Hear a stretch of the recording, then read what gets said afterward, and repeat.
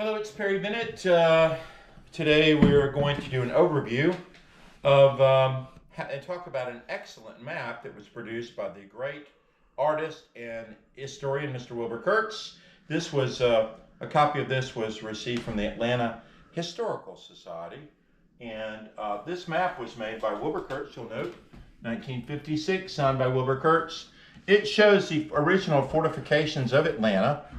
It shows the extended line that was begun from where Morehouse College is up through Cascade Road, the extended line from Cascade Road to Campbellton and through East Point, and it shows the extended line that goes across the current Atlanta Woodward Academy is here, which was at that time known as the Atlanta of the Georgia Military Agricultural College. And here is the line that crossed where the current Hartsfield Airport is, down to Thames Mill, and then of course over at Quick Station, which is now known as Forest Park, you had Brown's division, which is really in essence Bates' division of Hardee's Army Corps, that was entrenched there in case the Federals came around in another direction. All right. So, and then we have on this map, it has a very detailed map of the defenses at Jonesboro and also at Lovejoy, all on one map. It's an excellent map from Atlanta through the end of the campaign at Lovejoy, September 2nd, 1864. So today I'd like to talk about that. We're going to go look at, I want to point out a couple of things in history. In the defenses of Atlanta that exist currently on the 14th of December in 2024, I know of the following redoubts. A redoubt is a prepared artillery fort made of earth, and it has an infantry parapet or trench around the front. I know of a redoubt here at Grant Park that is on the original, well, actually the original fortifications came up here on the extended line that was done in July 1864 by Lemuel P. Grant, in the park that is named for him, Grant Park. You have a fort called Fort Walker. There is a little piece of a fort up here on Jet Street, but the parapet is not there, nor the trench. You could just see where it was hand dug from the original fortifications. There is an excellent piece of line right here in the woods between there is, of course, in the Gulf, there is a hole right here where a fort was, and you can see where the trenches come up to it, and they knocked it down in order to build the Gulf putting green. But when you get over between the woods, between John A. White Park and Greenwood Cemetery, there is Brigadier General Manigault's South Carolina and Alabama troops line here, and there is a redoubt there in an artillery position. Then the next one, so there's one at Grant Park, two at John A. White Park, three at Adams Park right here. It's also, but instead of being destroyed when they built the green, they saved it and they built the green in front of it on top of the hill. So we have one redoubt, two redoubts. The third is in Adams Park. The fourth is at 166 on a hill overlooking Utoy Creek. It's a tremendous one. It was occupied by Claiborne's division, probably the Granbury, Texas Brigade was there. Then you have Lowry's Mississippi Brigade on the other side at Conley Road, and there is a large redoubt there. And those are the ones I know that exist to this day. 1, 2, 3, 4, and 5.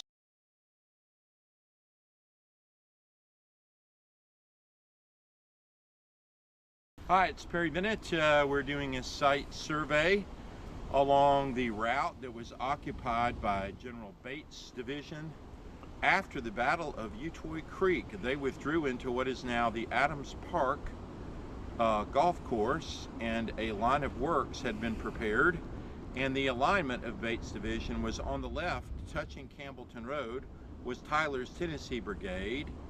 In the center was, to their right, was the Kentucky Orphan Brigade. to their right was H.R. Jackson's Georgia Brigade, and to their right was Florida's Finley Brigade, which ran up to the Adams Park,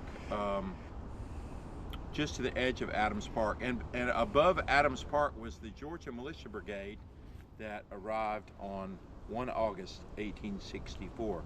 Now, the troops occupied these positions during the siege of Atlanta. What we're at right here is what's called a redoubt. It's a French word for earthen fort, and Adams Park has done a very nice job at preserving this. You can see the indentions where the guns came out. This was a redoubt for a four-gun position, and we're going to walk inside and see it in just a second. Although you're not supposed to walk on the earthworks, we're going to do it today.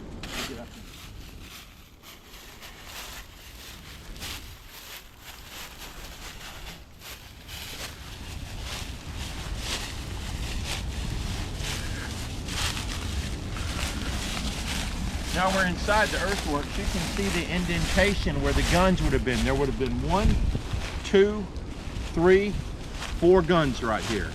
And this was the Tennessee, Mebane's Tennessee battery that was normally aligned on the left with the Tyler's Tennessee Brigade.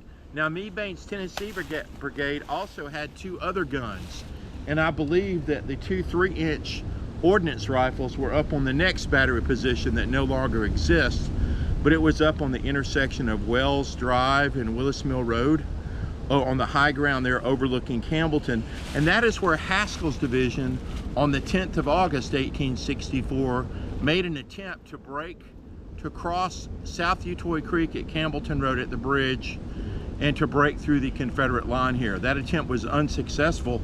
Now during that attack, General Bate of Tennessee was observing his troops defending, and he was wounded by a stray shot, and he was replaced the next day by Major General Brown, who commanded his division through the rest of the Atlanta campaign. But here you see 1, 2, 3, 4 gun positions right here. There's really, it looks like almost 5, and each of them have a different position. If you're firing on Campbellton Road, these 2 positions face immediately west. This position faces north toward the Joseph Willis House. The Federal Army is up toward the Joseph Willis House on the tributary of South Utoy Creek. And this particular gun here, we have faced north into what is now Adams Park, in case the Federals attempted to attack between the hill there and here. This gun would have covered that area right here. They could have used they would have primarily fired a 12-pounder Napoleon cannonball that would explode with the timed fuse, but they could have also fired a grape shot. I'll move some of these out of the way. But it's a great position. Look, it's 160 years old, and look how deep it is today even. It would have been almost 8 feet tall. It's called a redoubt because it's built up. It's a built-up position, so the artillery is raised up, and there's a parapet or a trench around the front for the troops to be in. Let's take a look at that.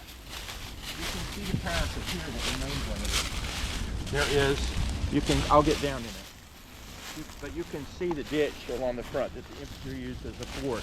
Now they have one going this way and two, in case the enemy attacks that way, they can jump on this side. So it's kind of interesting the way this one is, just the way it's done.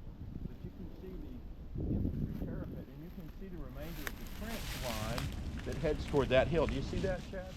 The line? I'm going to go get in it. Just stay right there.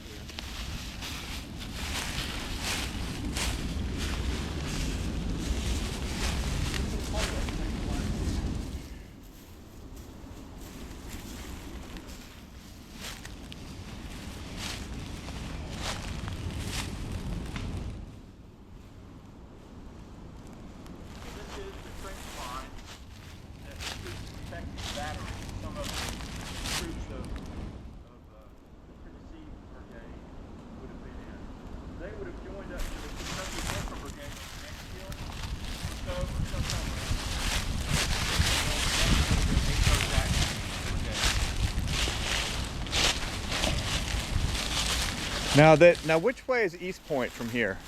East Point is directly back that way behind Okay, so the Union Army would have been behind us. The Union Army is directly to the northwest of us. But this line of works runs up to the next hill and we'll go see the historical marker up there. It was written by Colonel A.P. Julian of the Atlanta Historical Society in the 1950s, along with Wilbur Crook. See this? This is.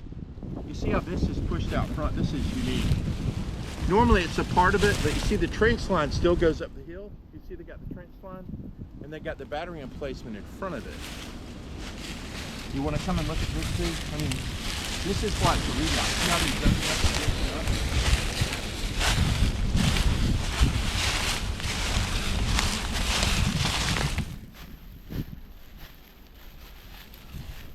Now this is a bit, you know, it's neat. This is what makes it a redoubt. It has an infantry parapet in the front, and it was circled all the way around. Now, at some point in time, when they put the road up at Adams Park, they got rid of that part. But it shows the parapet around the front. Now, what's the point of the parapet? What was? You have infantry soldiers up front in case you're attacked by the enemy, and they come and storm the hill. The guns fire over the head of the troops. Of course, the troops wouldn't have good hearing after being here for a while. But you have the parapet, you have the trench line that continues on up the hill. This was an advanced position here, and it was effective. I don't believe it was never taken, but it was certainly well defended. Now, who would have built these redoubts? Generally what happens, that's an excellent question. Generally what happens is the Confederate Army sends Colonel Pressman and his 800 engineers, and they will come and prepare these redoubts in advance. And then the soldiers will come along and dig the trench line to meet up with it. And that might have been what happened here. They dug up to here, and then the redoubt is to the front. Now, didn't they have slaves dig these as well in the Battle of Atlanta? The soldiers generally dug these. There was a piece of the line that was dug in advance in the movie Gone with the Wind, when Scarlett sees Big John from the plantation that she lives on, and those guys coming up. They're marching with their spades under the command of a Confederate soldier willingly, and she says, "Big John, what are y'all doing?" She says, "We marching off. We doing our part for the Confederacy. We digging the ditches for the white soldiers to fight in." So, you know, there were some trench lines, but this part was not it. I don't believe. I believe they dug the line that was over between Morehouse College to Cascade Road. After that, this was all dug by the soldiers, I believe, pretty much. And can you talk? Now, they would have dug, perhaps the engineers prepared this position, but that would have been it. Can you talk a little bit about Dr. Adams? Yes, Dr. Adams was head of the Fulton County Council, and what he did around 1900 is he donated close to 300 acres to the city of Atlanta for a horse riding park. That's what this was originally. There were trails, it's a large park, so people from the city could come out for the day, exercise their horse and ride in the park. And then the automobile comes along in the early 1900s, and that became less out of fashion. Around 1920, a local Atlantan goes and plays in the Scottish Open and wins. So then golf becomes the rage, and they decide to convert several of these parks that were established by Dr. Adams. Dr. Adams donated 300 acres of land, and in exchange, Adams Park was named for him. It's now called Tup Holmes Golf Course. There was an attempt at one time to change the name to Tup Holmes Golf Course, but the Adams family has a caveat. If they ever change the park's name from Adams Park, from his name, the park reverts back to them. So they only changed the name of the golf course within Adams Park. But I don't know if that answered your question, but Dr. Adams was instrumental. He's the guy that preserved Peachtree Battle as a Atlanta park. Mosley Park, he took all the areas where the heavy fighting was during the Civil War and men were killed, and he made those areas into parks. Not all of them, but he did a pretty good job. Did that answer your question? Yep. We're going to go next up and look at the historical marker up on the hill that was also occupied by Bates Division. I believe that section was was under the control of H.R. Jackson's Savannah, Georgia Brigade, and then just above them was Finley's Florida Brigade. All right? I've never been down when it was down like this. I'm glad you came out here. Look how big this fort is. That thing goes, obviously some kind of marker, really.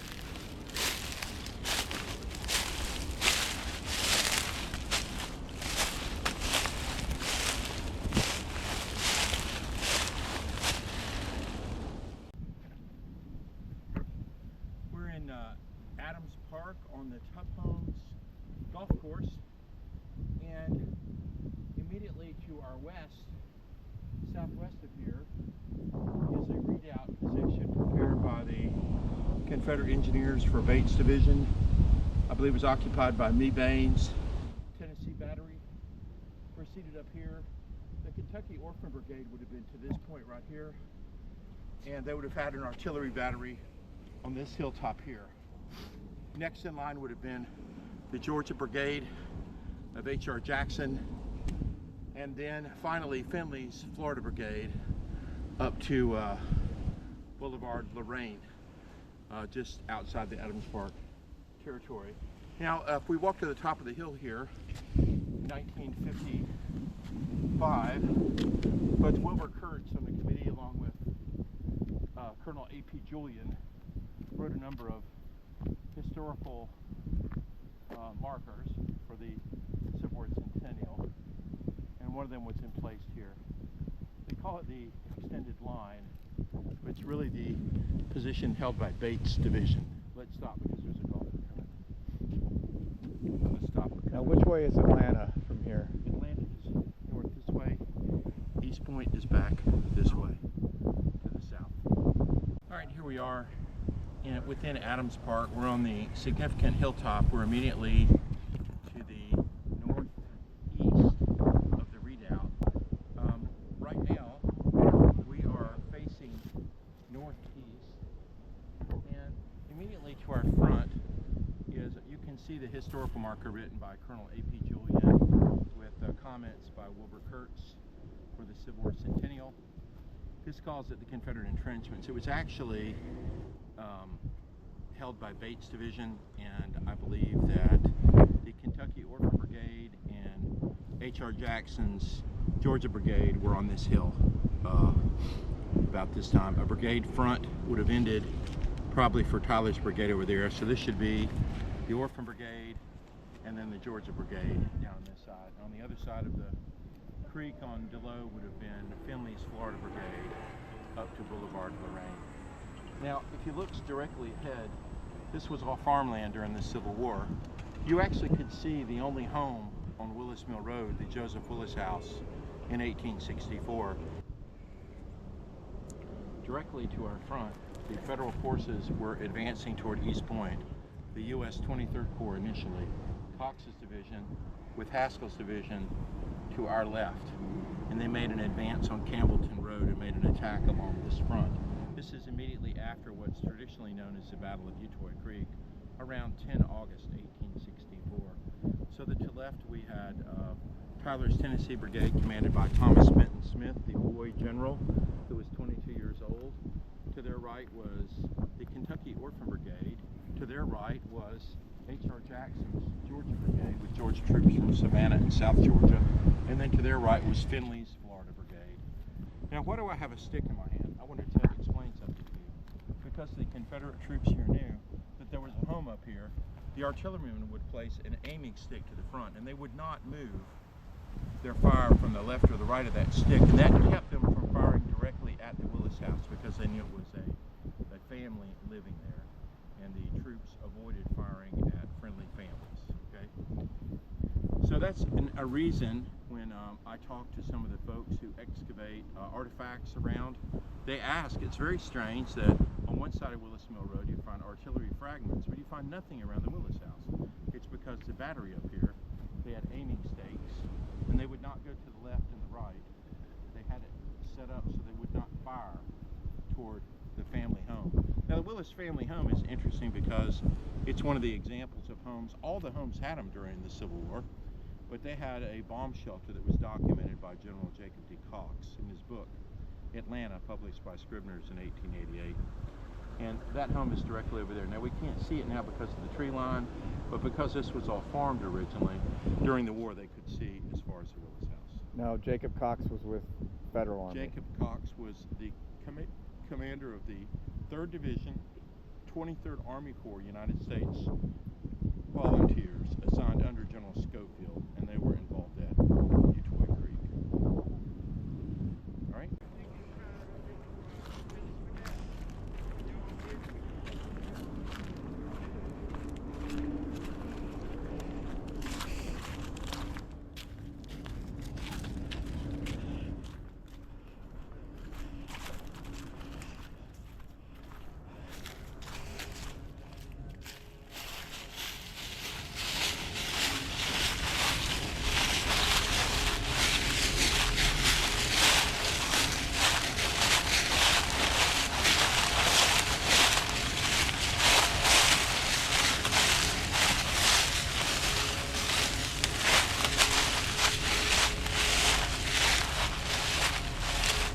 All right.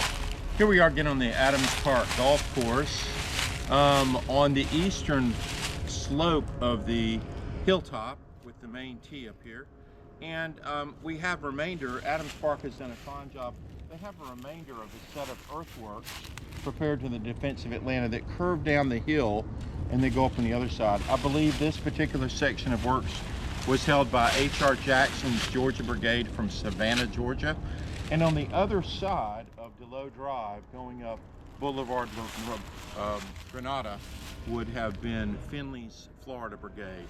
You also have the picnic tables to the front. But look at these trenches. Let me show you a couple things that are unique about them.